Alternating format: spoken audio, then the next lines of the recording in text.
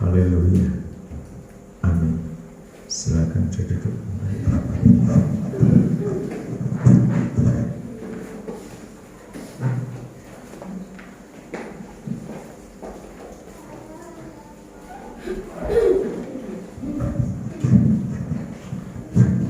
Tuhan, salam dan sejahtera di dalam kasih Tuhan kita Yesus Kristus. Kiranya kuasa kasih dan anugerahnya terus berlimpah-limpah atas kita, sehingga dari hari ke hari kita boleh menikmati karyanya Tuhan yang begitu luar biasa. Saudara yang terkasih dalam Tuhan Yesus Kristus, kita akan buka firman Tuhan di dalam Roma pasal 8.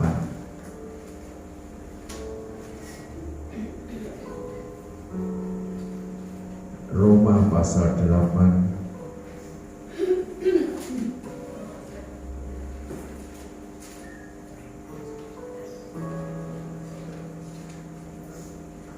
Roma pasal 8 kita baca ayat yang ke-29.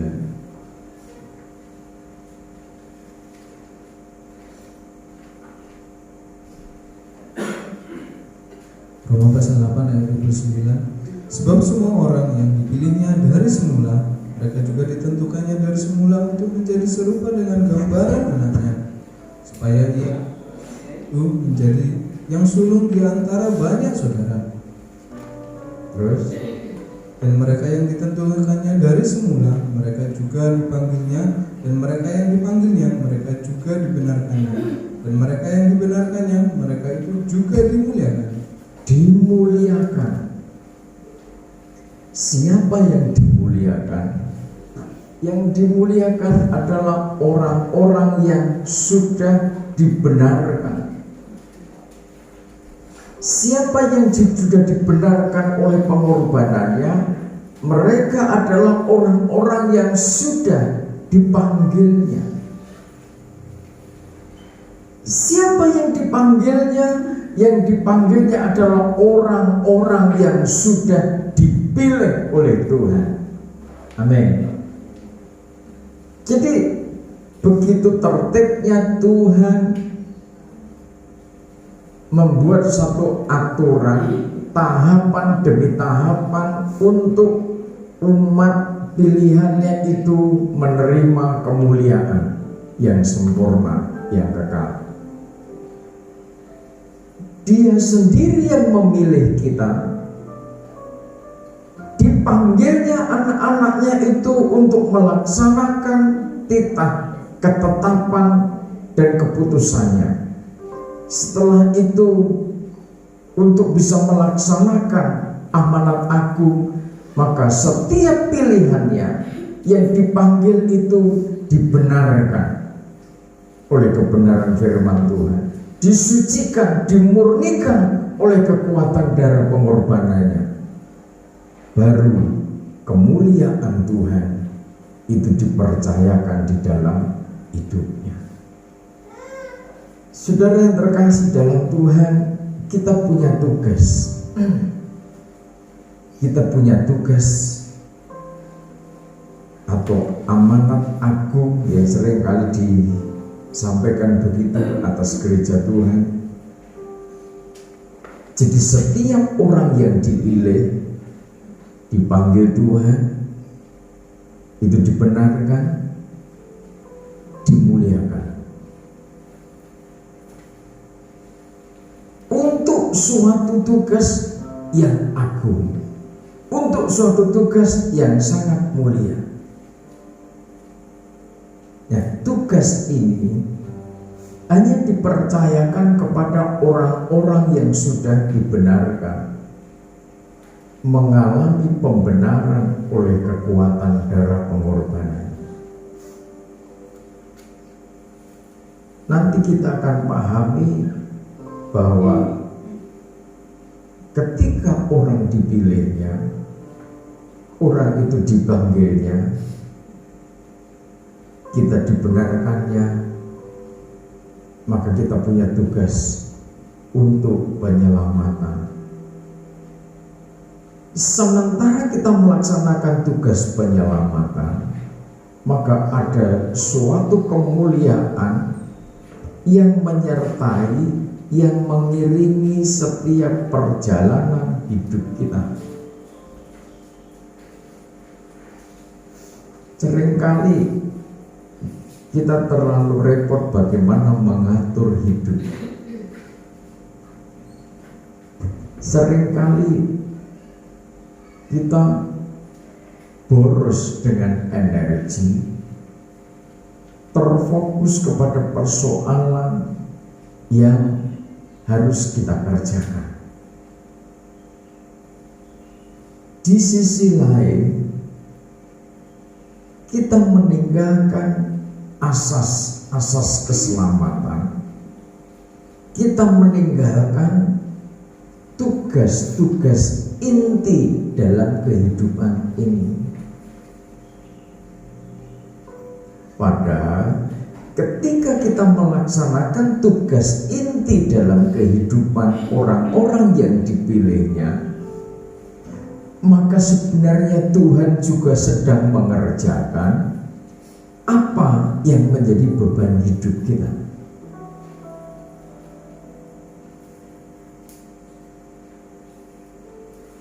Jadi ketika fokus kita kepada beban hidup kita, ternyata energi kita sia-sia. Tetapi kalau kita fokus kepada tugas ilahi, energi yang ada pada kita fokuskan pada tugas ilahi itu, maka Tuhan sedang mengerjakan, mengurai beban persoalan yang sedang kita hadapi. Kita harus tetapkan, kita harus pastikan, tanpa ada kebimbangan, tanpa ada kekhawatiran, tanpa ada kegalauan, bahwa kita adalah orang-orang pilihan. Amin. Amin. Ingat, dipilih bukan karena kita sudah baik. Jadi ketika ada orang bertanya, kok iso dipilih? Lah kenapa? Itu kasih karunia. Kasih karunia itu kan sebenarnya itu pemberian dari sesuatu yang, dari seseorang yang agung, yang dimuliakan, yang secara kepangkatan, derajat itu lebih tinggi dari yang dikasih. Ya, ini yang ngasih Tuhan, yang dikasih manusia. Bukan karena manusia itu berbuat baik kepada Tuhan, tetapi Tuhan mesake. Tuhan berbelas kasihan atas kita. Itu haknya Tuhan. Makanya kepada siapa Tuhan memberikan kasih karunia itu, bersyukurlah ketika saudara menjadi sasaran hadirat Tuhan untuk dipilihnya mendapat roh kasih karunia itu. Dipilih oleh Tuhan, dipanggil oleh Tuhan untuk job description, untuk suatu tugas masing-masing. Ketika kita dipilihnya, kita dipanggilnya, kita dibenarkannya, kita dimuliakannya, maka kita nanti akan diberitahu bagaimana orang-orang yang dipilihnya, dipanggilnya, dibenarkan untuk mendapatkan kemuliaan. Jadi kita masing-masing dipercaya oleh Tuhan membawa misi bagaimana membangun tabernakel itu, membangun kemah sejati itu, membangun hidup dalam tatanan kehidupan spiritual sebagai rumah rohani. sebagai organisme tubuh Kristus. Energi kita akan semakin terbuang sia-sia ketika kita sudah mulai berpikir, aku mau bekerja sendiri, aku mau melayani sendiri, tanpa orang lain aku bisa. Kalau ada orang yang sudah berpikir dan bertindak begitu, memisahkan diri dari persekutuan, maka energi orang itu sudah mulai berkurang sampai habis.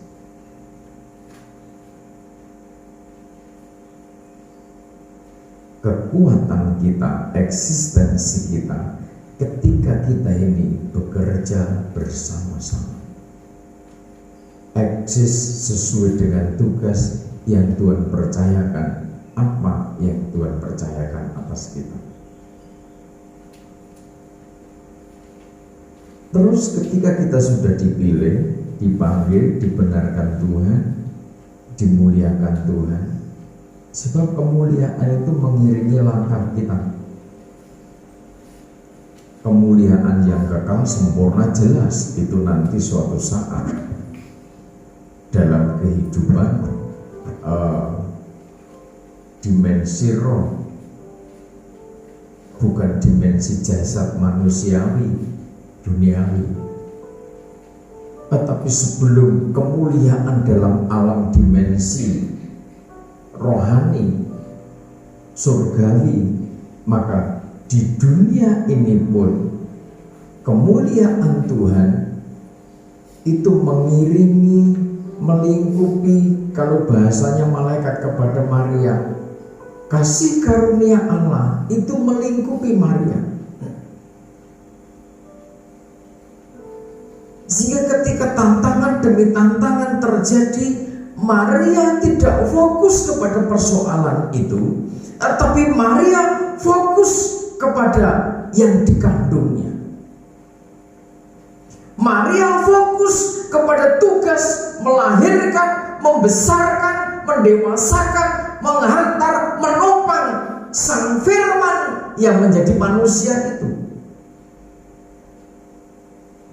Dan ketika kita ini sudah mulai bergeser, tidak lagi fokus kepada misi tugas ilahi itu, maka energi seseorang, kemuliaan seseorang mulai dipindahkan.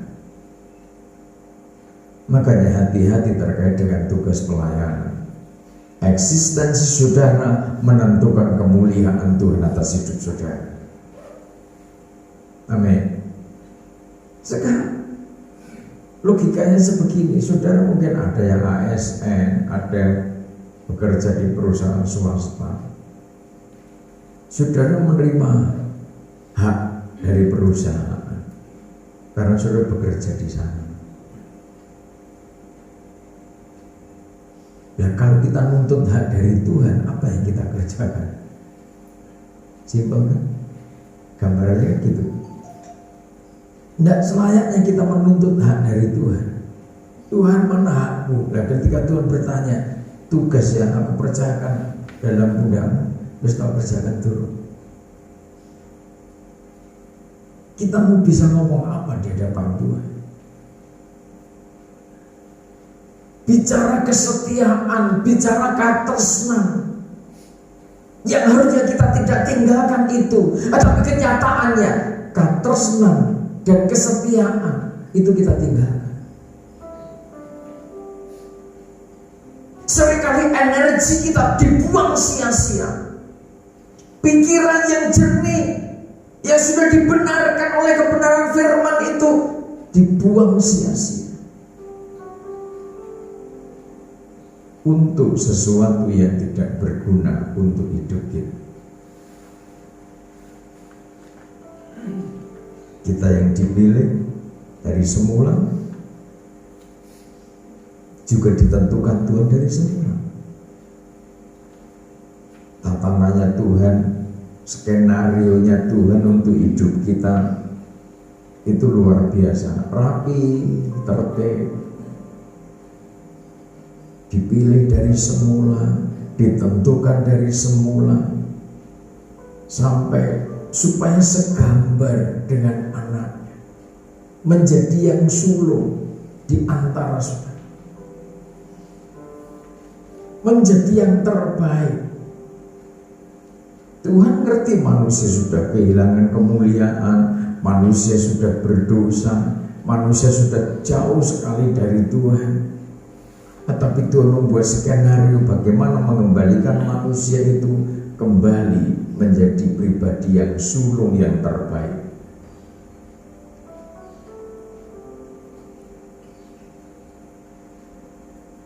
Ya terus bagaimana ketika kita sudah dari semula sudah dipilih, ditentukan, dipanggil untuk satu tugas sesuai ukurannya Tuhan tentunya, dibenarkan oleh firman itu dan dilingkupi kemuliaan Tuhan. Sampai-sampai kemuliaan Tuhan digambarkan laksana sinar matahari yang menyelubungi kita setiap saat. Bagaimana itu terwujud? Bagaimana itu terjadi? Coba kita baca Yesaya pasal 58. Ini terkait dengan kesalehan yang palsu dan kesalehan yang sejati. Jadi kalau kita ini sudah dipilih, saudara merasa sudah dipilih,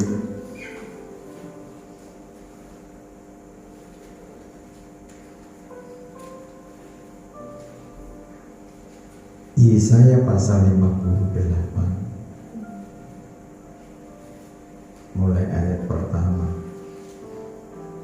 Kesalehan yang palsu dan yang sejati. Ayat pertama, serukanlah kuat-kuat, janganlah tahan-tahan. Ya, terus Nyaringkanlah suaramu bagaikan sangkakala, beritahulah kepada umatku pelanggaran mereka dan kepada kaum keturunan Yakub dosa mereka.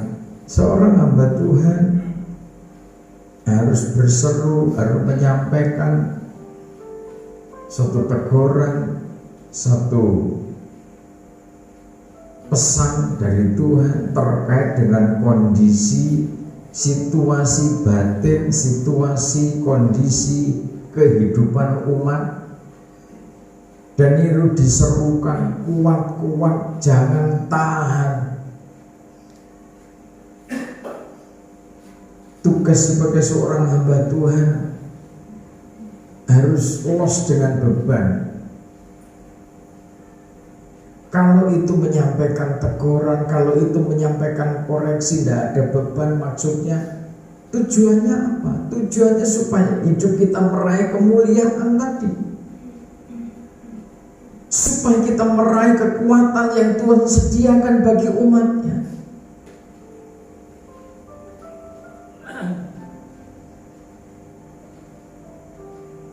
Ketika seorang hamba Tuhan menyampaikan pesan-pesan firman tanpa beban itu maksudnya tidak ada pamrih apa-apa. Kalau firman itu disampaikan, ada yang menganalisa, dikira seorang gembala atau seorang hamba Tuhan itu rekor-rekor. Nah terus kalau mereka rekayasa untuk kehidupan manusia, gawe apa untungnya bagi seorang pendeta? Kalau yang disampaikan itu firman, tujuannya supaya umat itu semakin baik dan menjadi baik, sampai kemuliaan Tuhan yang sempurna itu menjadi bagiannya, bukan sebatas wacana. Nanti sudah dimakam, kiranya berbahagialah orang yang dipanggil dalam Tuhan, tapi hidupnya tidak baik, tidak benar. Atau bahasa sakramennya kan ayatnya begitu, berbahagialah yang dipanggil di dalam Tuhan. Makanya saudara harus senang ketika ada orang dipanggil Tuhan, jangan ikut susah. Mereka aja dipanggil senang, kok saudara malah susah. Maka itu masih menjadi diskusi panjang sampai sekarang. Bagaimana ketika ada anak famili kita dipanggil Tuhan, ucapannya bagaimana? Apa turut berduka cita, apa turut berempati, atau turut apa? Loh, nyatanya berbahagia kok yang dipanggil Tuhan. Kalau yang dipanggil Tuhan itu susah, berarti tidak jelas. Makanya saudara tidak secara fisik, ya memang tidak akan ketemu lagi secara fisik kan. Seorang hamba Tuhan menyampaikan kuat-kuat, jangan tahan, nyalingkan suaramu, bagikan sangkakala. Hamba Tuhan menyampaikan kebenaran firman Tuhan meledak-ledak bahkan seperti sangkakala. Kok dinilai oleh sarjana teologi, pendeta kok ngamuk-ngamuk tok.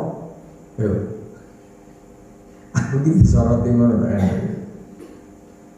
Pendeta khotbah onone ngamuk-ngamuk tok. Marah-marah terus.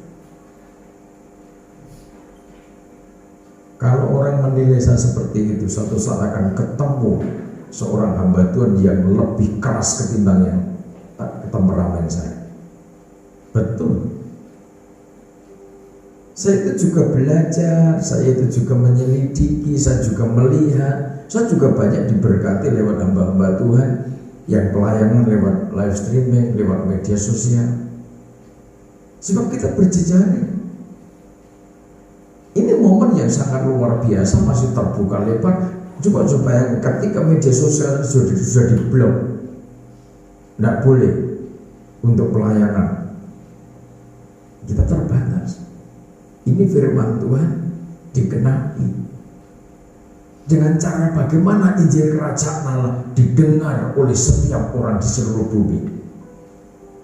Door to door, wah gak iso. Ada suatu negara yang punya ketetapan tidak boleh ngajak orang, ngajak intervensi ke seseorang, sampai ngajak pindah agama kayak pindah tempat, tidak boleh.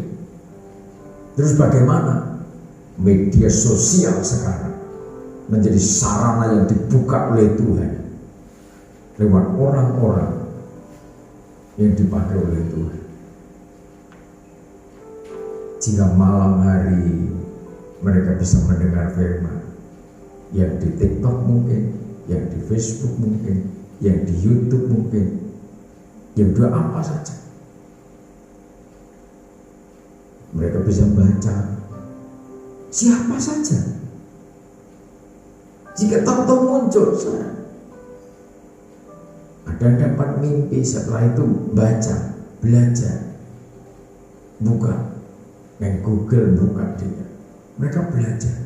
Setelah dapat mimpi, petunjuk roh, mereka belajar firman, dia baca, dan akhirnya punya keputusan, aku mengikut Kristus. Ini pelayanan, tidak harus ketemu langsung, tidak masalah. Tapi mereka diselamatkan di dalam Kristus. Amin. Taburan itu tidak sia-sia. Itu satu tugas yang tidak mudah kita kerjakan, tetapi harus kita kerjakan, terkhusus hamba-hamba Tuhan. Ayat 2 dikatakan, memang setiap hari mereka mencari aku dan suka untuk mengenal segala jalanku, ya, seperti bangsa yang melakukan yang benar dan tidak meninggalkan hukum Allahnya.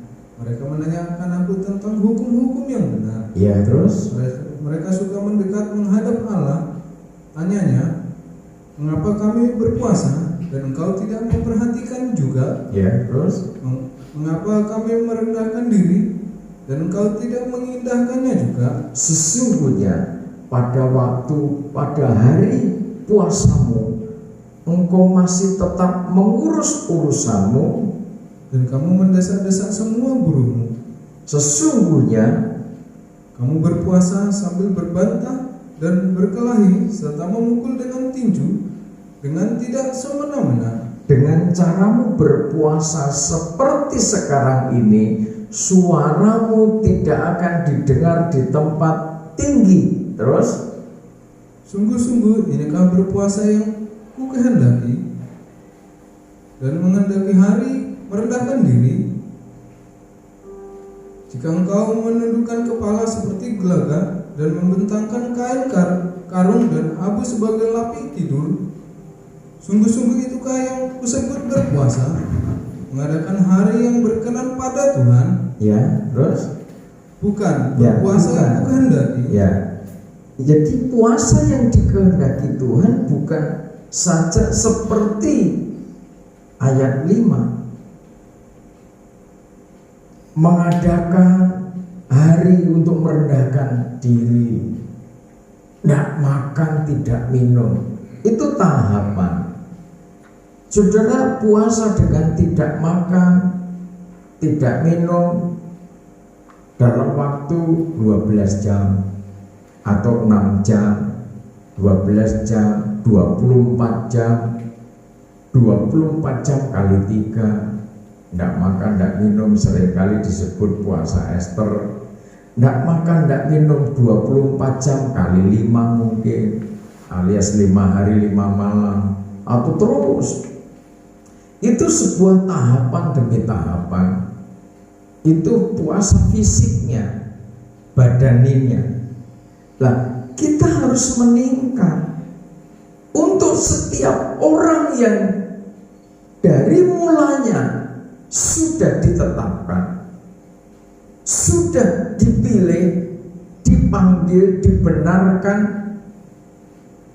dan dipercaya kemuliaan Tuhan, maka puasanya harus meningkat. Jangan berhenti kepada puasa materi, jasa, badani. Tidak berhenti sampai di situ. Puasa badani tujuannya membuat bagaimana kita bersabar menahan lapar, menahan haus untuk beberapa jam ke depan. Di sisi lain, ketika seseorang lapar dan haus, bagaimana bisa mengendalikan emosi, mengendalikan jiwa, mengendalikan pikirannya untuk tetap terjaga dalam ketenangan. Itu pun tidak mudah. Kalau puasa tidak makan, tidak minum, pikirannya mesti kapan minumnya, kapan makannya. Yang menjadi sumber pemicu untuk tidak bisa fresh, tidak bisa sukacita karena lapar. Orang-orang yang sudah dari mulanya ditetapkan Tuhan, dari mulanya sudah dipilih Tuhan, sudah dipanggil, dibenarkan untuk menerima kemuliaan Tuhan, puasanya jangan berhenti menundukkan diri seperti gelaga, membentangkan tikar atau kain karung yang jelek-jelek. Tidak usah tampilan-tampilan seperti itu. Tetapi puasa yang dikehendaki Tuhan adalah puasa bagaimana jiwa dan roh kita, pikiran kita diisi dengan ketetapan dan kehendaknya Tuhan. Ini tugas yang Tuhan percayakan pada kita. Sebab ketika kita menjadi pelaksana dari ketetapan Tuhan untuk membangun kesatuan, membangun reruntuhan, sampai reruntuhan itu nanti menjadi suatu bangunan yang kokoh kembali, itu tidak bisa hanya dengan puasa, tidak makan, tidak minum. Tidak cukup hanya kita bergumul berdoa dengan tidak makan, tidak minum sekian hari sampai tidak tidur alias melek apa saja. Tidak bisa hanya berhenti sampai puasa seperti itu. Nah, terus puasa yang dikehendaki Tuhan, puasa seperti apa? Kalau kita fokus ke sini, dan seringkali memang ketika persoalan demi persoalan itu di depan kita, sesuatu yang Tuhan kehendaki atas kita ini, kita kesampingkan, kita tinggalkan dengan dalih, dengan alasan aku dhewe wae soro. kita sudah punya perkataan yang keluar dari hati kita seperti itu, maka selamanya kita tidak akan bisa merasakan karyanya Tuhan. Selamanya kita hanya berkeluh kesah. Selamanya kita hanya berbantah-bantah, dikatakan yang di atas tadi, ayat yang keberapa tadi? Selamanya kita terus berdalih, aku sudah berpuasa, kami merendahkan diri, dan engkau tidak mengindahkan kami.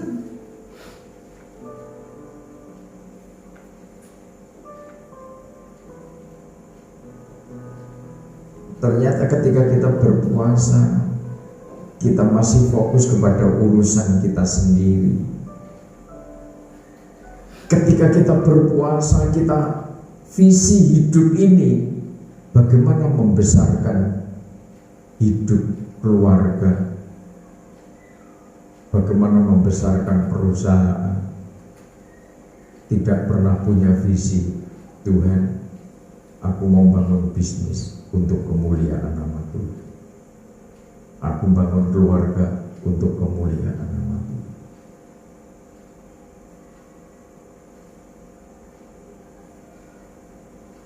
Saudara, perjuangan hidup sekarang semakin hari semakin tampak.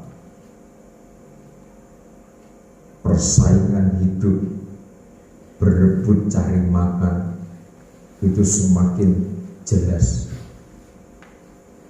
tidak mudah.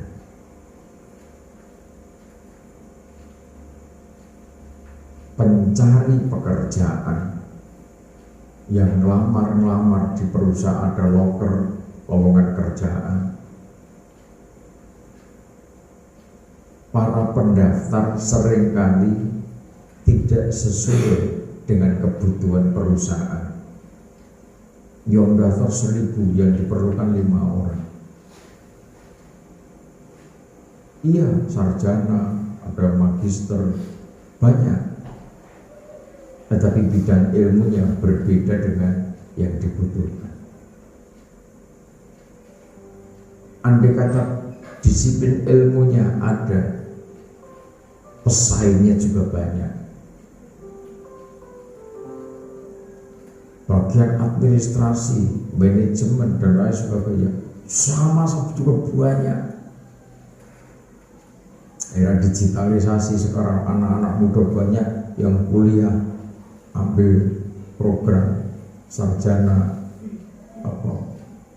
teknologi digital, komputer, manajemen, akuntansi, serba digital, komputer, arahnya ke sana. Beludak, yang diperlukan 10 orang, yang daftar 5.000 orang.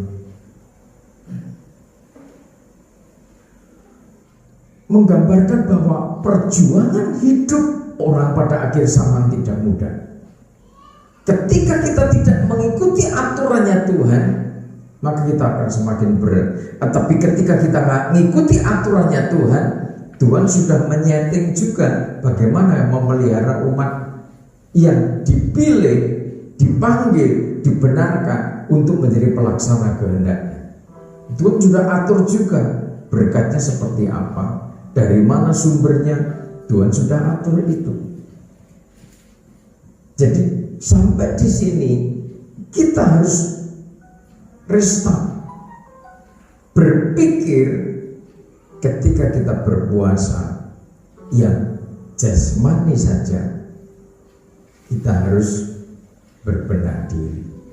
Tidak boleh puasa itu serta-merta kita harus berdalih, bertanya-tanya kenapa Tuhan tidak mengindahkan. Tentunya kita harus semakin kritis terhadap diri kita sendiri. Kenapa? Ada apa dengan diriku? Sudahkah aku menjadi pelaksana dari ketetapan Tuhan itu? Atau justru kita melanggar aturan sebagai orang-orang pilihan Tuhan? Dikatakan bukan seperti itu yang aku kehendaki, tetapi dikatakan berpuasa, ayat 6, berpuasa yang ku kehendaki ialah supaya engkau membuka belenggu-belenggu kelaliman, terus dan melepaskan tali-taliku, terus supaya engkau memerdekakan orang yang teraniaya dan mematahkan setiap kuk. ya, ini puasa. Orang ramai-ramai berpuasa, merencanakan, mengagendakan puasa. Sekarang itu puasa bersaing. Akhir zaman ini puasa, banyak event-event puasa bersaing. Nanti dengar-dengar di sana mau ada puasa, diundang gak gelem, tapi nggak puasa dewi. Di politik gengsi-gengsian pendeta akhir zaman. Nah, ono itu tahu mau ada reuni doa puasa, nggak mau datang. Aku mau mengadakan doa puasa sendiri. Manusia itu sudah nggak ngerti aturannya Tuhan. Puasa bukan tandingan, itu nggak ada faedahnya. Buang-buang energi, buang-buang duit. Kalau berbicara puasa harus masuk ke dalam batin. Tuhan menghendaki ketika kita ini hidup untuk melepaskan, membuka belenggu-belenggu kelaliman. Itu puasa. Melepaskan tali-taliku yang terjerat maut, terjerat dosa, terjerat persoalan. Didoakan, digumuli, saling mengasihi. Banyak orang dengan tema pertemuan doa puasa, tetapi yang dibicarakan untuk menghakimi sesama hamba. Pertemuan doa puasa tujuannya justru malah mendiskreditkan yang lain, sementara merasa dirinya paling baik. Bukan puasa seperti itu nambah kefasikan, nambah dosa. Orang berpuasa itu pikirannya jernih, pikirannya putih, suci, kudus terhadap semua makhluk. Makhluk itu hitam, coreng-coreng, boleng-boleng, hijau, kuning, hitam, merah, apapun ibarat kondisi warna-warni kehidupan manusia. Orang yang berpuasa batinnya tetap kudus, tidak mau terganggu oleh gerak dinamika kehidupan di sekitarnya. Yang dialirkan dari dalam batinnya adalah kekuatan kasih, sehingga orang yang dibelenggu penderitaan hidup, kesulitan hidup, tali-tali kuk itu dilepaskan oleh kekuatan Tuhan. Lewat doanya orang-orang yang pikirannya kudus, hatinya kudus, hanya pengen orang yang terbelenggu dengan persoalan, dia juga merasakan kelegaan. Yang bisa berdoa untuk orang-orang seperti itu hanya orang yang lepas dari beban. Tidak ada kebencian, tidak ada akar pahit, tidak ada kekecewaan. Jadi betul-betul pikirannya, hatinya harus los dalam titik setia, kesetiaannya, kasihnya betul-betul melekat di dalam dirinya. Kasihnya Kristus, kesetiaan Kristus juga menjadi bagian hidupnya. Memerdekakan orang yang teraniaya. membebaskan orang yang teraniaya. Ini kan tidak mudah. Orang kalau sudah merasa merdeka, mereka tidak berpikir untuk orang lain. Bagaimana memerdekakan orang lain? Kalau orang sudah merasa merdeka, tetapi tidak mau berjuang untuk memerdekakan orang lain, berarti itu orang egonya tinggi, fasik, jahat.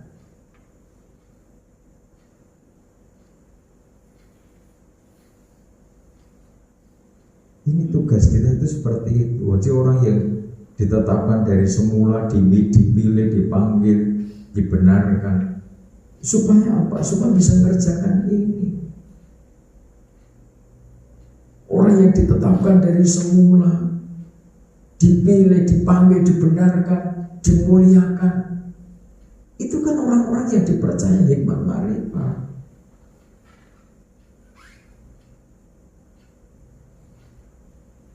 Ya, kenyataannya memang demikian.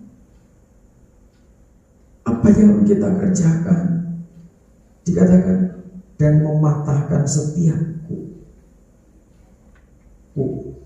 itu ganda beban. Orang yang sudah merasakan kelepasan dariku, dibenarkan oleh kekuatan salib, harus berjuang bagaimana berkorban dengan penuh kerelaan, penuh kasih, cinta kasih, untuk bisa beban aniaya yang ada pada orang lain juga terangkat, dipatahkan.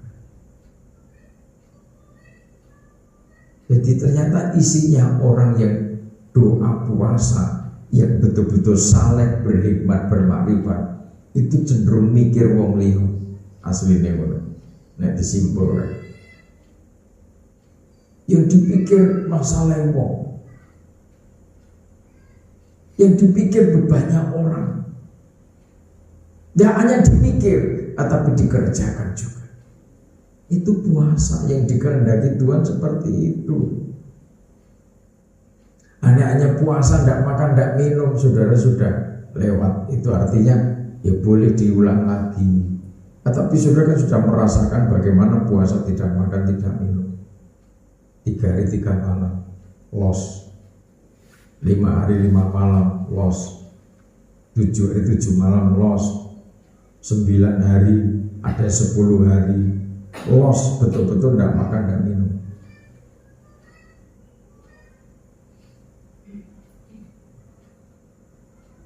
Tetapi harus ditingkatkan.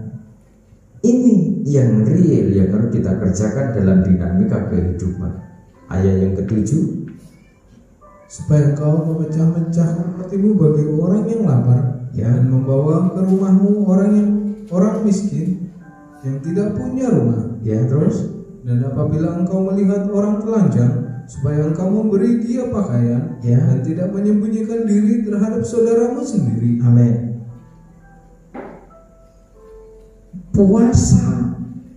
Puasanya orang saleh memecah-mecahkan roti dan memberikan kepada orang lapar. Hidup berbagi dengan sesama,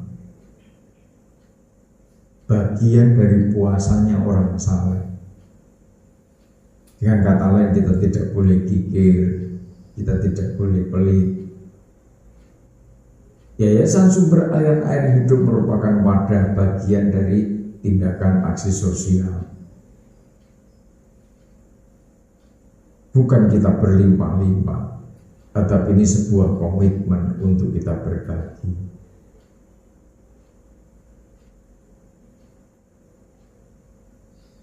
Membawa ke rumahmu orang yang tidak punya rumah. Ini kan tidak mudah. Sedangkan saudara sendiri serumah sama anak aja kadang tidak bisa. Jangan-jangan tidak bisa serumah sama anaknya. serumah sama mantune, jangan-jangan tidak bisa. Saudara bisa bayangkan, ini tidak pilih-pilih. Ketika puasamu sudah sampai di sini, berarti saudara orang saleh.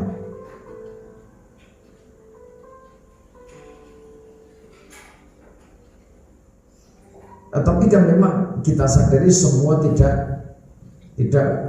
ada istilahnya, tidak semua diberi kemampuan untuk mengelola, memanage orang. Makanya kita ada yayasan. Ketika yayasan kita ada orang-orang yang dipercayakan Tuhan untuk masuk ke tempat kita, sebagaimana tempat yang sudah ada sekarang, mungkin dikatakan tidak layak, ya adanya bisa seperti itu. Saya di pinggir pantai 2 tahun lebih digubuk dengan atap daun kelapa bersama istri, kadang anak saya nyusul ke sana. 2,5 tahun saya jalani dengan setia. Bukan persoalan tempat yang mewah, tempat yang mahal, tapi bagaimana hati kita, menaruh hati kita, menaruh pikiran kita untuk bisa memahami karyanya Tuhan.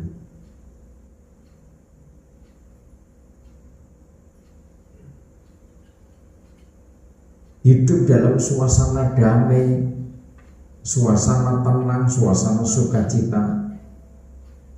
Konsepnya firman Tuhan tidak terletak sejauh mana seseorang punya materi, tetapi sejauh mana kita hidup di dalam kebenaran firman itu. Jadi ditambah apabila engkau melihat orang telanjang, supaya engkau memberi dia pakaian. Jadi kalau kita baca terus, maka kehidupan orang-orang yang dipilihnya itu adalah kehidupan yang siap mengalirkan kekuatan aliran air hidup, kasih. Kita seringkali, dan itu apa, saudara, mengasihi Tuhan dengan segenap hati, segenap jiwa, akal budi dan kekuatan. Tetapi bagaimana kita mengasihi sesama seperti diri kita sendiri? Dari 2 hukum itu saja menuntut bahwa kita ini tidak bisa hidup dan tidak boleh hidup sendiri. Kehidupan kita tidak lepas dari kehidupan yang lain.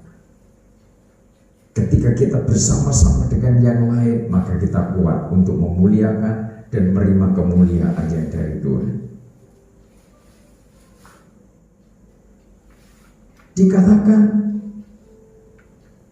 ketika kita ini tidak menyembunyikan diri terhadap saudara-saudara kita, tidak diam, maka ayat 8 dikatakan, pada waktu itu terangmu akan merekah seperti fajar, dan mukamu akan pulih dengan segera. Ya, terus kebenaran menjadi barisan depanmu, dan kemuliaan Tuhan barisan belakangmu. ya, Pada waktu itulah engkau akan memanggil dan Tuhan menjawab.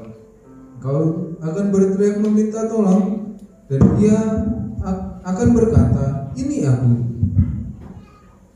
Apabila engkau tidak lagi mengenakanku kepada sesamamu, dan tidak lagi menunjuk-nunjuk orang dengan jari dan memfitnah, apabila engkau menyerahkan kepada orang lapar apa yang kau ingini sendiri, dan memuaskan hati orang yang tertindas, maka terangmu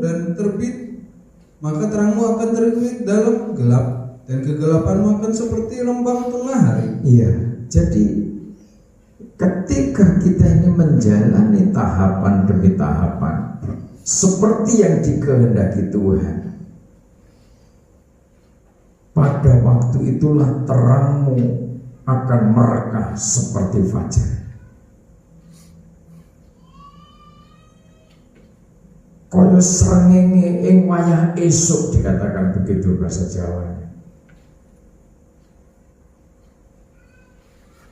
Jadi ketika kita ini menjadi pelaksana sebagai orang-orang saleh yang hidup mengalirkan kasih, mengalirkan kekuatan kasih kepada sesama, maka kemuliaan Tuhan laksana sinar matahari di pagi hari yang cerah, yang memberi makna kehidupan kepada setiap makhluk. Dikatakan, dan lukamu akan dipulihkan dengan segera. Basa Jawa ini jelas, leloromu waras.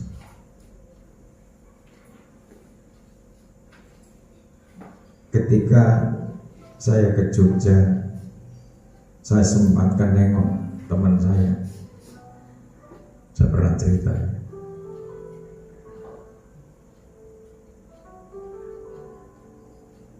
Usianya sama dengan saya, sangat menjaga kesehatan, pola makan juga dijaga. Sebagai seorang ASN dan punya kemampuan untuk memandu acara sebagai MC acara-acara pernikahan Jawa, pintar bahasa Jawa. Ya izin Tuhan sakit, stroke juga. Setahun yang lalu.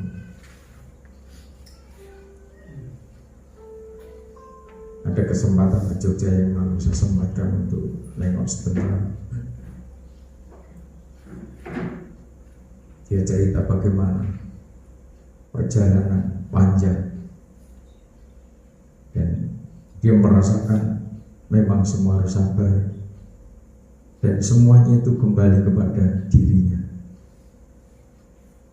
Berjuang untuk tegak, untuk pulih, bisa mandiri.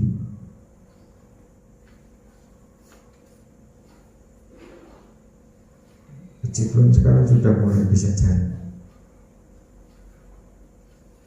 Dia punya tekad, kalau aku di rumah terus stres, maka dia kantor. Mungkin tidak banyak yang bisa dikerjakan seperti dulu ketika masih stres, tapi ternyata lingkungannya itu sangat mendukung, mensupport secara menyemangati begitu. Akhirnya tim terapisnya bilang apa? Dia pertama rada kaget dengan tenaga medis yang dikirim untuk fisioterapi di rumahnya. Dia bilang, apa itu? Tongkat untuk saya belajar berdiri, untuk buat baik. Pertama dia kaget dan kok ini sih, kok kasar ini omongannya. Tim terapis bilang apa? Selagi kamu masih berharap sama itu, benda itu, lama kamu tidak bisa jalan.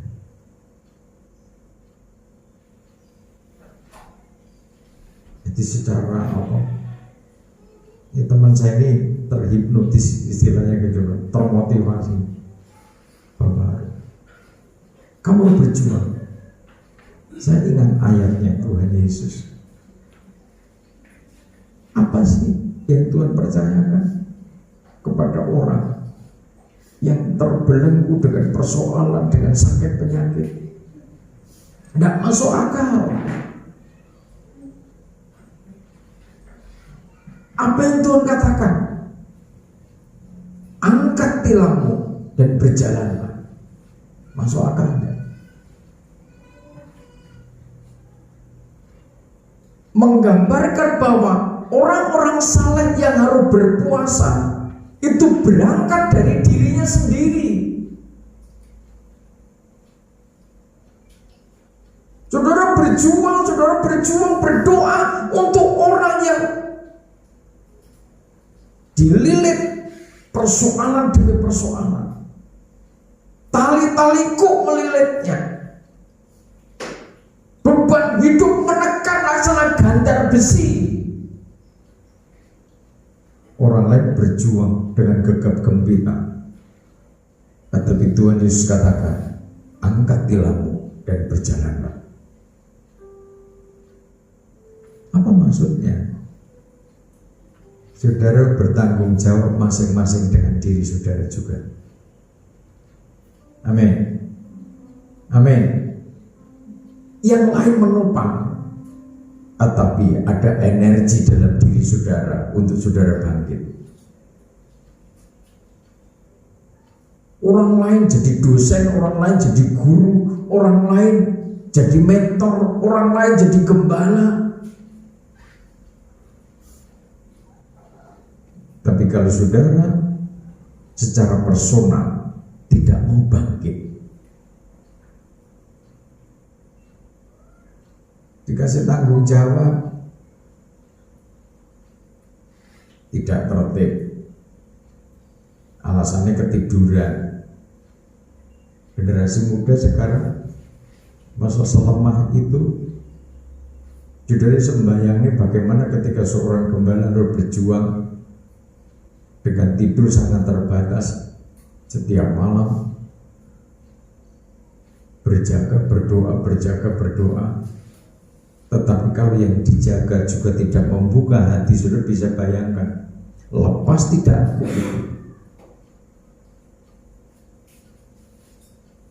Ketika banyak orang datang kepada Petrus, Petrus katakan apa? Emas dan perak tidak ada padaku, tetapi demi nama Yesus penyakitmu disembuhkan oleh Tuhan.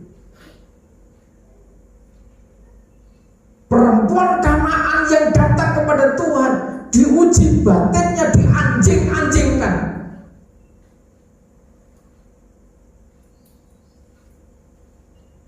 Sampai Tuhan melihat kedalaman hatinya.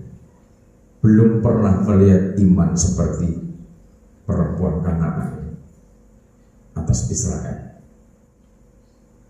Balik lagi kepada personal, bahwa kita masing-masing pribadi punya tanggung jawab, punya kewajiban.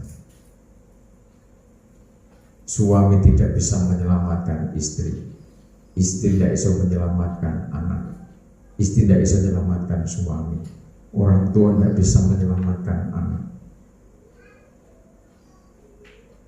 Tetapi bagaimana kita meresponi apa yang Tuhan kehendaki di dalam hidup kita? Apa yang kita kerjakan? Teman saya tadi yang saya ceritakan, nasihat dari mana saja kalau saking pengen cepat sembuh, maka dituruti. Nasihat apa, teman kantor, teman sekolah, teman SMP, saya teman SMP-nya, saking pengen cepat sembuh, semua dituruti, obat ini, obat itu, ini, itu, dan lain sebagainya. Ketika dia sudah bisa tenang, seraya berupaya, tenang, legowo, dan orang-orang sekitarnya juga mendukung banget, dia bangkit. Oh iya, istriku saya, anak-anakku saya, aku harus bangkit, aku harus mandiri,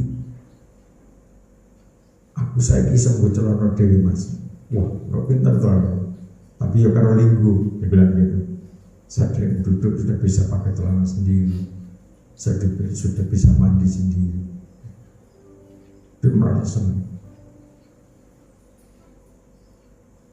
Semangat, apapun masalahnya.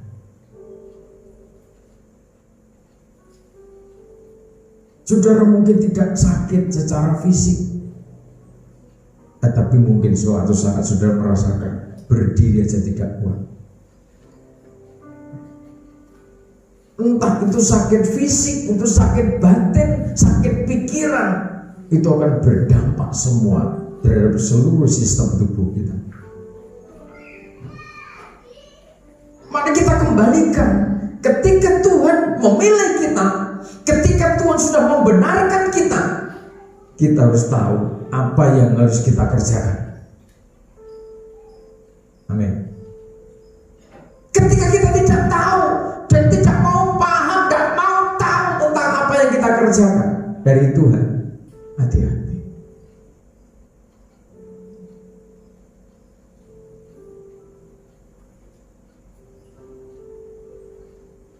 Terangmu akan meregah seperti fajar. Jadi pakaian matahari, bulan, dan bintang itu dari mana sih? Tuhan sendiri yang dandani. Kalau uripmu kudu kaya ngene. Nanti hidupmu seperti ini, puasamu seperti ini, terangmu seperti fajar. Jubah matahari itu terbentuk lewat dinamika kehidupan sesuai aturan kerajaan Allah.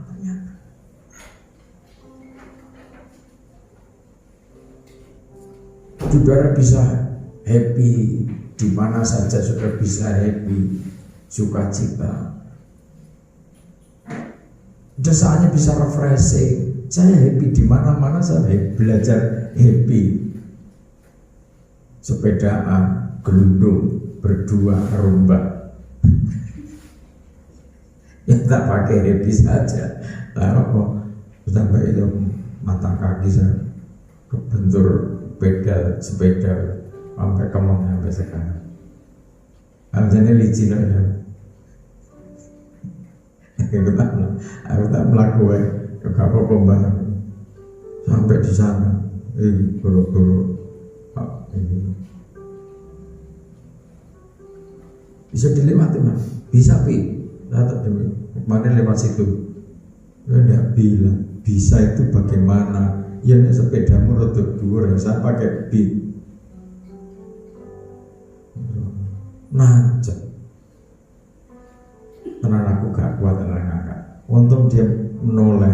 Wah awal-awal ini kira-kira jaraknya sudah 20 meter. Noleh ya.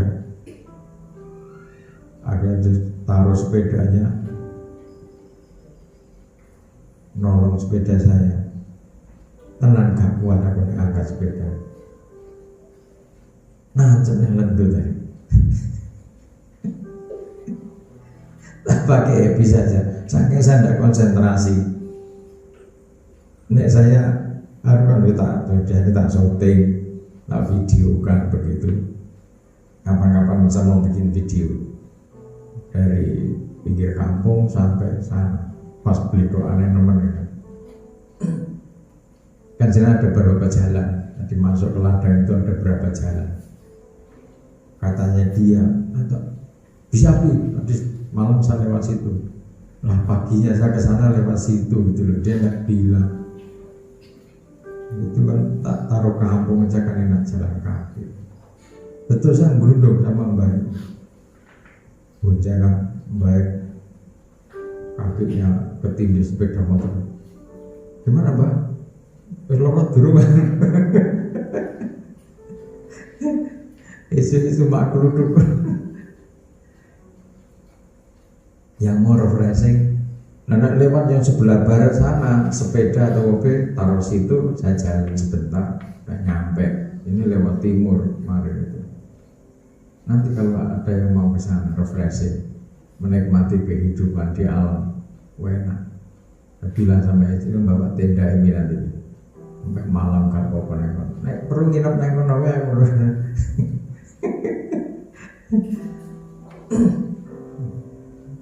Kalau ada yang pengen ke sana nggak apa-apa. Bantu panen jagung masih ada berapa? Itu lumayan banyak. Kalau nanti ke sana belum selesai, masih banyak. Refreshing, jadi dipakai happy, dipakai sukacita dengan lingkungan, dengan alam. Nanti kalau sudah satu saat ada berkat, bikin pondok di sana, atau saat disopul di sana, nyepi, betul-betul saya jauh dari keramaian. Setahap demi setahap dalam dinamika kehidupan, sampai matahari seperti pada pagi hari terbentuk. Jadi perlindungan Tuhan itu atas orang-orang salehnya. Kita tahu gempa bumi dahsyat, semakin dahsyat. Di Turki yang paling parah itu di mana? yang dulu merupakan salah satu pusat pemberitaan Injil. Dulu namanya Antioquia. Paling hancur-hancuran. Benar masuk. Murat-mari jalan-jalan itu bukan hanya puluhan, ratusan kilometer. Terbelah seperti zamannya Korah datang Abiran. Ditelan bumi.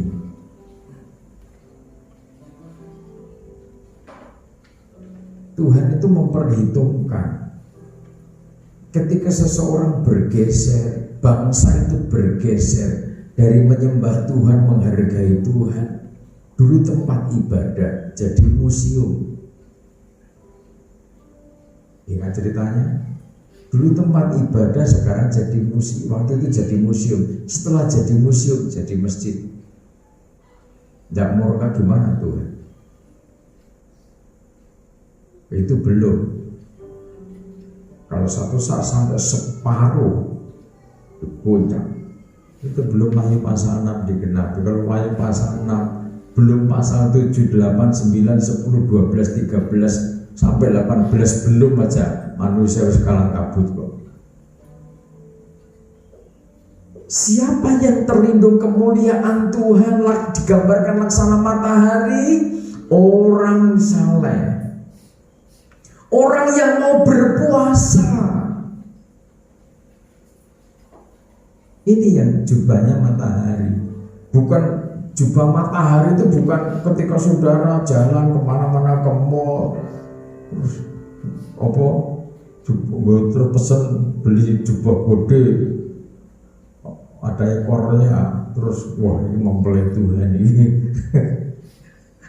mempelai ketemu soto mempelai itu batagor untungnya masih kuat. Nggak seperti itu. Mempelai, wah mempelainya Tuhan. Nggak mau ketemu masyarakat, nggak mau ketemu tetangga, nggak mau kerjasama dengan yang lain. Mempelainya, wah, mempelai itu muncul terus. Jubahnya matahari.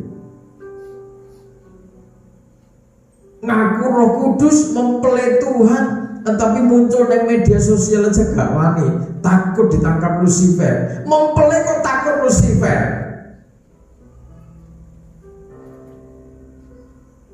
Mempelai itu berhadapan dengan naga tua yang merah padam, menyala, marah itu. Tenang. Karena apa? Kesalehannya. Apa yang dikerjakan itu menciptakan perlindungan. Karena ternyata dari semula sudah ditetapkan menjadi yang sulung. Amin.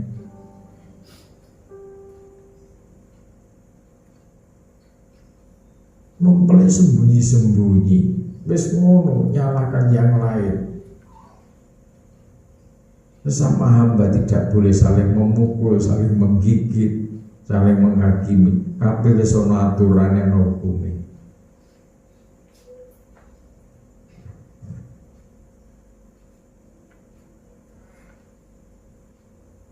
Apabila engkau menyerahkan kepada orang lapar apa yang kau inginkan sendiri, gampang banget. Diulang lagi. Apabila engkau menyerahkan kepada orang lapar apa yang kau inginkan sendiri.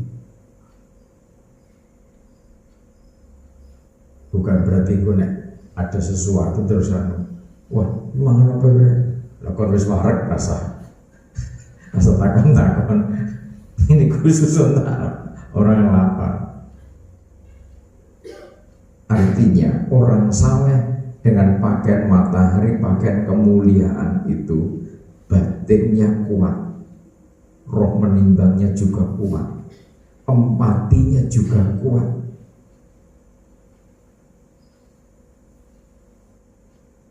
rasa ibanya sangat tinggi kepada orang-orang yang betul-betul dalam penderitaan. Mungkin uang 10.000 bagi saudara tidak ada artinya.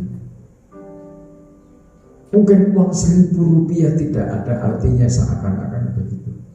Tetapi kalau uang 10.000, 5.000, 10.000, 20.000 ini jatuh di tangannya orang-orang yang sangat memerlukan, saudara itu dinilai sebagai orang yang saleh.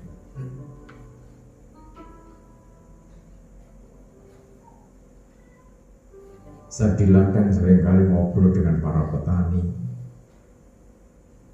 dengan persoalan dinamika kehidupan masing-masing dari yang tua.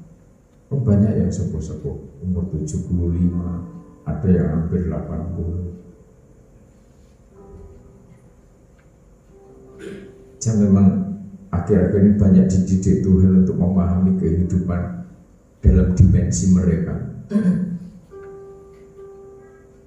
Dibuang di tempat yang seperti itu, tak lakoni.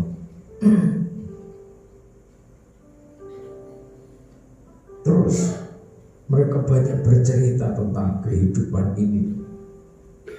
Kesempatan saya menyampaikan kebenaran kehidupan itu seperti apa. Aturan kehidupan yang damai, aturan kehidupan yang tentram itu seperti apa. Saya sampaikan dengan tata bahasa saya, mereka paham. Oleh sebab itu, bagaimana ketika kita hidup, kita memberi bukan karena kita berlimpah-limpah. Kadang saya berangkat ke sana, ada mungkin snack atau apa, bingkisan apa, untuk sangu di ladang begitu. Dalam perjalanan saya ketemu saudara-saudara di sana, mungkin anak-anak kecil. Saya tidak sampai hati juga melihat mereka. Saya taruh di tempat itu. Jadi saya ke ladang, saya bawa air putih 2 botol, 3 botol snack yang tadinya dikhususkan untuk saya di sana, sudah tak taruh. Tak kasihkan ke orang-orang yang sangat memerlukan. Adanya itu saya itu pengen melakukan sesuatu. Misi penyelamatan atas umat manusia banyak cara yang harus kita kerjakan. Sebab itu bagaimana kita memuaskan hati orang yang tertindas, maka terangmu akan terbit dalam gelap dan kegelapanmu akan seperti rembang tengah hari.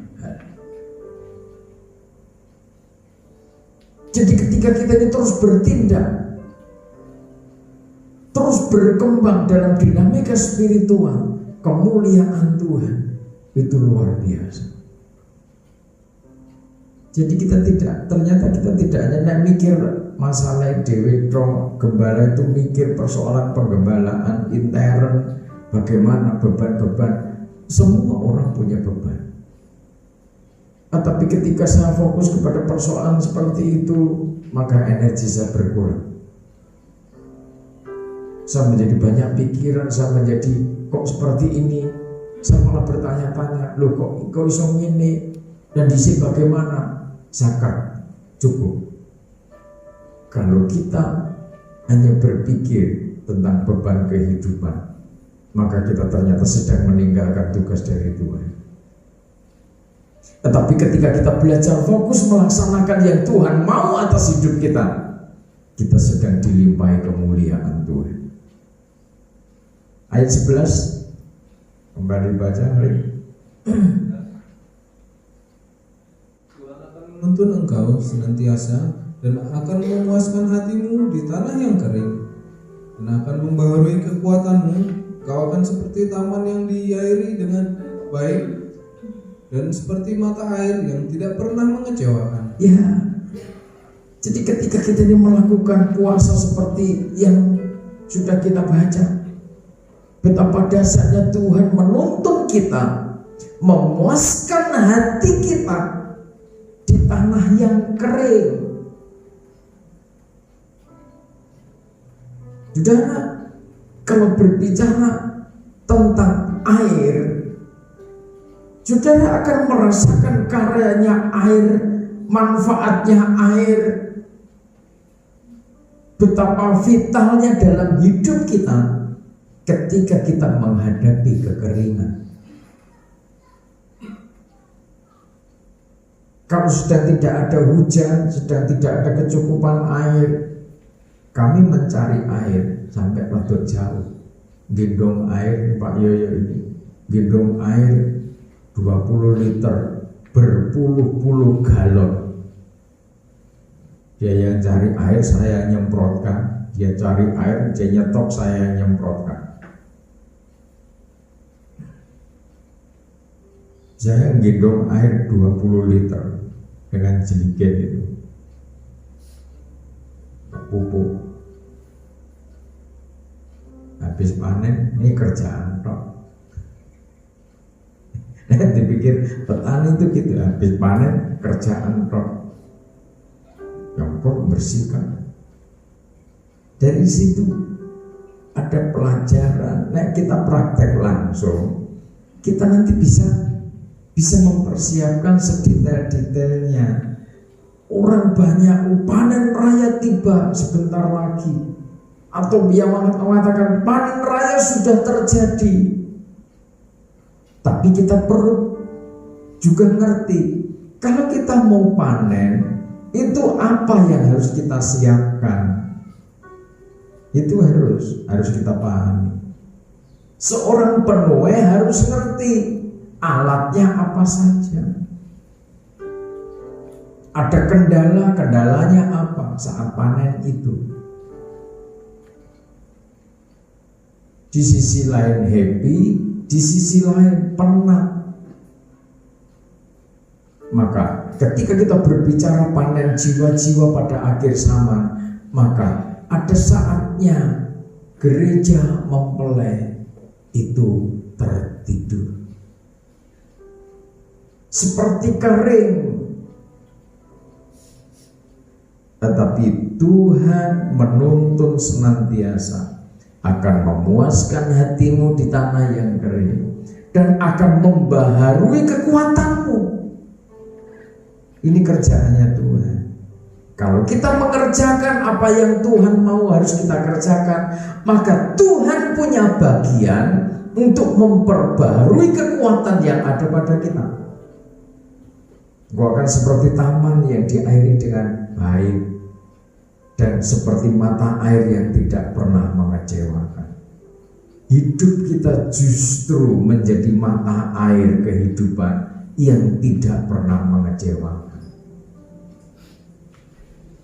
Karena melaksanakan kehendak Tuhan, maka bagian untuk suplai air kehidupan ini bagiannya Tuhan. Ayat 12, Engkau akan membangun reruntuhan yang sudah berabad-abad dan akan memperbaiki dasar yang diletakkan oleh banyak keturunan. Engkau akan disebut yang memperbaiki tembok yang tembus, yang membetulkan jalan supaya tempat itu dapat dihuni. ya, engkau akan membangun reruntuhan yang berabad-abad. Membangun reruntuhan itu tidak mudah. Kalau kita mempelajari bagaimana Nehemia, bagaimana Ezra membangun reruntuhan itu. Membangun reruntuhan itu berisiko. Seakan kita beramukan. Ada bahasa Jawa mengatakan rai gede, tidak apa-apa. Tetapi lebih mulia orang yang mau membangun reruntuhan ketimbang orang yang menginjak-injak reruntuhan. Mana saudara mau? Kalau saudara mau berharga di hadapan Tuhan, dimuliakan, maka tugas untuk membangun reruntuhan yang berabad-abad itu harus saudara kerjakan. Saudara dipercaya memperbaiki dasar yang diletakkan oleh banyak orang. Banyak orang sudah membangun dasar, Tetapi dasarnya harus diperbaiki. Saya bisa bayangkan, pondasi harus diperbaiki. Yang satu meletakkan dasar, ngomongnya ini penyembahan tak penting. Yang satu lagi ngomong ibadahnya nggak terlalu penting. Lain-lain lagi ngomong, oh, doa puasa nggak penting. Dasar yang tidak benar tadi harus diperbaiki. Sampai bahasa Jawa dikatakan jadi ahli ini wong sing bangun pondasi.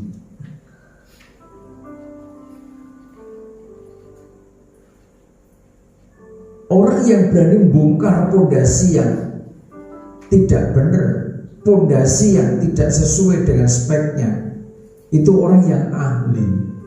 Kalau tidak ahli, ya wis gak apa-apa wis. Perkara kok ambruk bangunannya gak masalah, tapi kan masih lama. Tapi kalau orang ahli tahu kalau itu keliru, maka dia akan dibongkar, diperbaiki. Ke depan kita harus membangun reruntuhan yang tidak disukai orang. Ke depan kita punya tugas membangun reruntuhan yang dibenci orang. Saya ingatkan kembali, kenapa Israel menjadi kuat? Bangsa yang paling kuat di dunia. Mereka konsisten. Ketika mereka konsisten dan tidak mempersalah-salahkan nenek moyangnya, maka Tuhan kembali membangun mereka. Kalau energi kita fokuskan untuk mempersalahkan nenek moyang, mempersalahkan para pendahulu kita, maka kita buang-buang energi. Maka sudah saatnya kita membangun reruntuhan itu. Sudah saatnya membangun kandang-kandang yang rusak itu. Kalau gembalanya yang rusak, perlu dibenahi. Pakannya yang mungkin rusak, kecampuran jamur, kecampuran bakteri, wadahnya pakan mungkin rusak, benahi.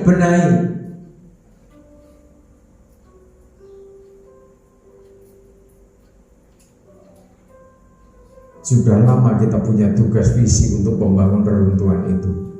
Tetapi ketika kita sampaikan, siapa yang mau percaya? Saudara yang terkasih dalam Tuhan, saudara punya tugas berpuasa.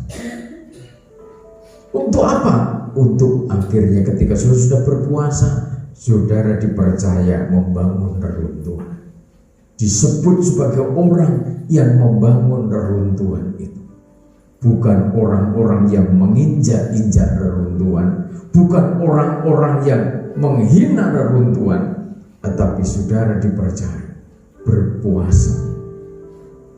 Itulah orang-orang saleh yang dari mulanya ditetapkan, dari mulanya dipilih, dari mulanya dipanggil, dibenarkan dan dimuliakan oleh Tuhan dengan tugas untuk membangun reruntuhan. Kiranya Tuhan memberkati. Haleluya.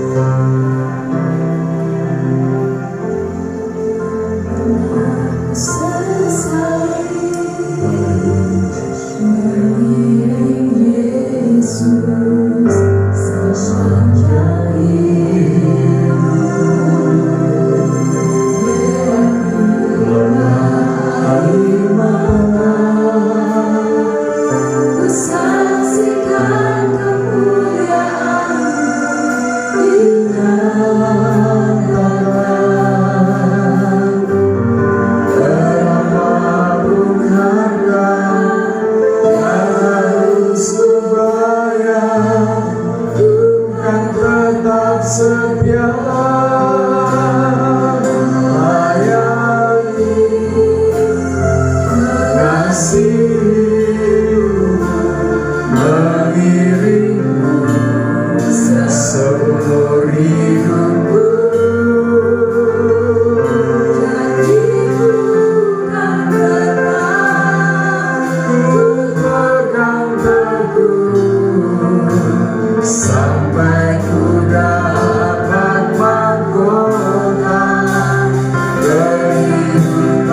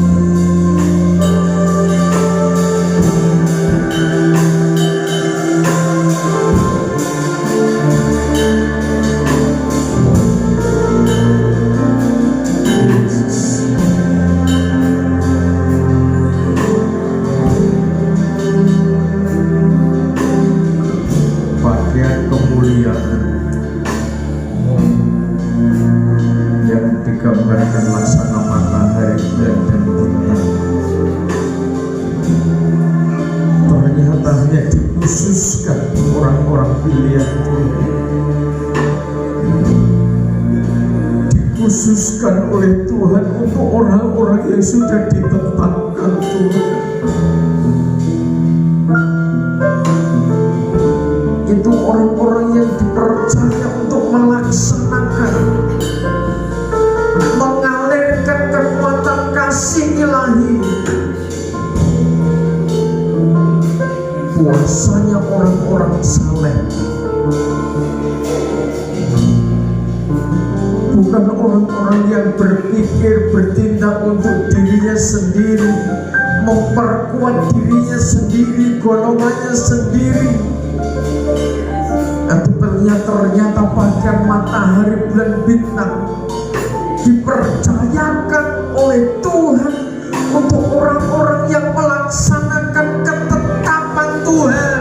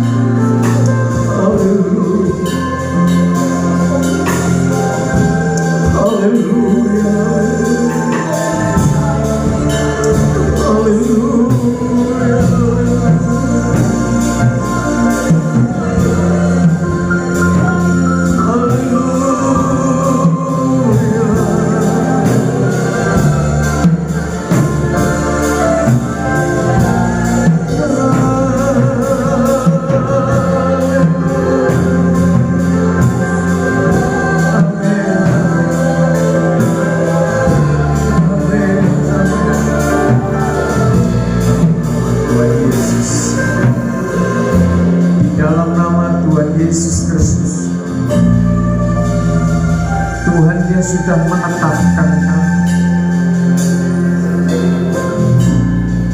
Tuhan yang sudah memilih kami, memanggil kami, membenarkan kami. Dan kemuliaan-Mu Tuhan percayakan supaya kami terlindung, kami selamat. Seguncangan apapun yang terjadi di bumi ini, malapetaka apapun yang Tuhan nyatakan untuk orang-orang fasik, menggasak kefasikan, Tuhan tetap dengan janji itu. Tuhan melindungi orang-orang pilihan Tuhan, merajut orang-orang pilihan, tetap dalam terang kasih Tuhan. Sekalipun ada saatnya melewati lembah air mata, orang-orang pilihan Tuhan tetap menyaksikan kemuliaan Tuhan.